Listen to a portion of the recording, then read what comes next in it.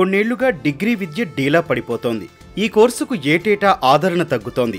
Engineering, medical, software కోర్సులపై ఆసక్తి చూపుతోన్న విద్యార్థులు క్రమంగా డిగ్రీకి దూరం అవుతున్నారు.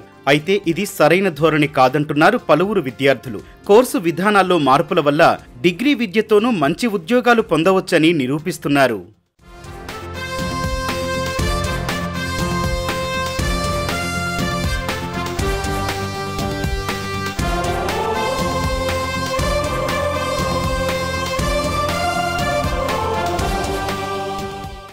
డిగ్రీలో చేరుతున్న వారు తాము ఎంపిక చేసుకున్న కోర్సుపై సునిశ్చిత దృష్టి అవసరమంటున్నారు ఈ విద్యార్థులు. కమ్యూనికేషన్ స్కిల్స్, ప్రెజెంటేషన్ స్కిల్స్ వంటివి చాలా ముఖ్యమంటున్నారు. సంబంధించిన కోర్సులో సమస్య ఎదురైనప్పుడు దాని పరిష్కారానికి ప్రత్యామ్నాయ మార్గాలపై దృష్టి సారిస్తే మేలైన ఫలితాలు సాధించవచ్చని చెబుతున్నారు.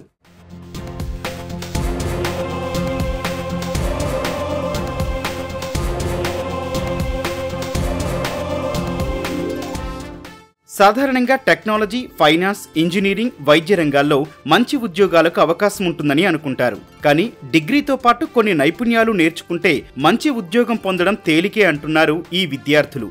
డిగ్రీ చదువుతో ఆకర్షణీయమైన వేతనాలతో మంచి కంపెనీలో ఉద్యోగాలు సాధిస్తున్నారు.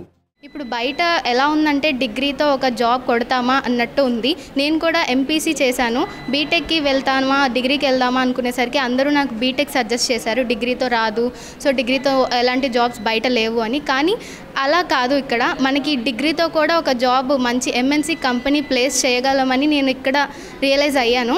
అండ్ సిఆర్టీ క్లాసెస్ ఇంకా ట్రైనింగ్ ప్రోగ్రామ్స్ అనేవి చాలా బాగా జరిగాయి. దానివల్లే నేను Accenture one of the big MNC కంపెనీని క్రాక్ చేయడానికి one of the reason. Leela, నేను ఇక్కడే విజయవాడలో చిట్టినగర్లో చదువుకుంటున్నాను.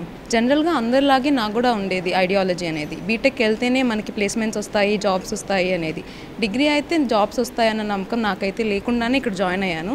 కానీ ఒక్కొక్క సెమ్, ఒక్కొక్క ఇయర్ గడుస్తుండగా నాకు నమ్మకం అనేది కలిగింది. ఇక్కడ ఈ సిఆర్టీ ప్రోగ్రామ్స్ వల్ల 3.5 LPAతో యాక్సెంచర్లో జాబ్ కొట్టాను నేను. యశ్వంత్, నేనైతే ఇప్పుడు ప్రెజెంట్ అయితే ఫౌండిట్లో ప్లేస్మెంట్ అయితే తీసుకున్నాను. End of my degree 6 lakh ప్యాకేజ్తో నేనైతే అక్కడ ఫౌండిట్లో అయితే జాబ్ తీసుకున్నాను.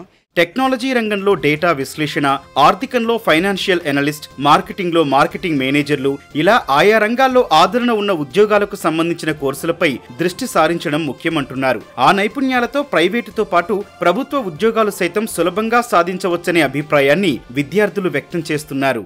MBA సెకండ్ ఇయర్, స్పెషలైజేషన్ వచ్చేసి ఫినాన్స్ అండ్ మార్కెటింగ్ చేశాను. ఆ ప్రోగ్రామ్స్ ఎలాగా అంటే నా ఫియర్నెస్ని ఎలా ఓవర్కమ్ చేయాలి ఏంటి అని చెప్పేసి ఫస్ట్ ఇయర్ మొత్తం మాకు ట్రైనింగ్ ఇచ్చారు. అండ్ సెకండ్ ఇయర్లో నేను ఒక ప్లేస్మెంట్లో సెలెక్ట్ అయ్యాను, ఏషియన్ పెయింట్స్ అని. 6.2 lakhs ప్యాకేజ్ అనేది.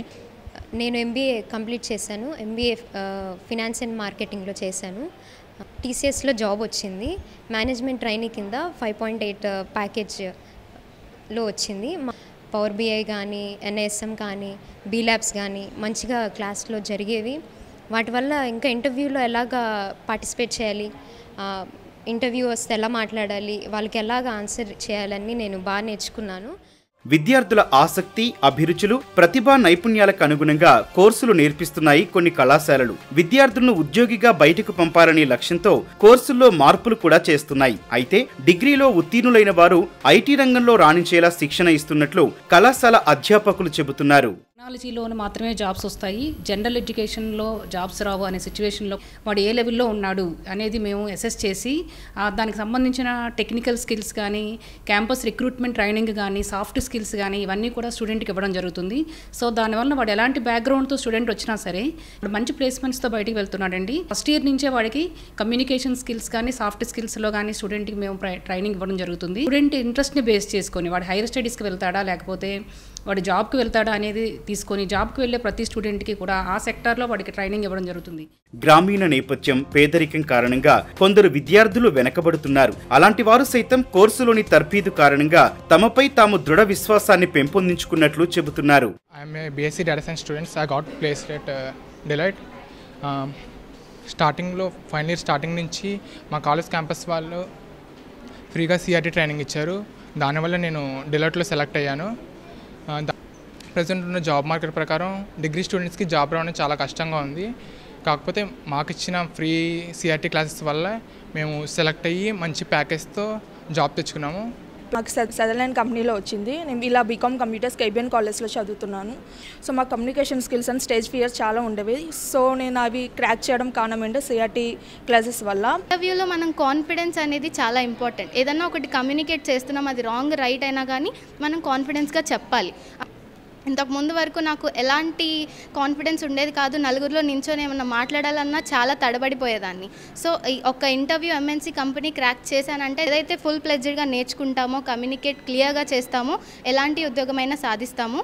సో నేటి రోజుల్లో పుస్తక విజ్ఞానమే కాదు, కొన్ని అదనపు నైపుణ్యాలు నేర్చుకోవాలి. వాటిని పొందేందుకు అవసరమైన శిక్షణ ఉంటే ఖచ్చితంగా ఉద్యోగాలు సాధించొచ్చని అంటున్నారు ఈ విద్యార్థులు.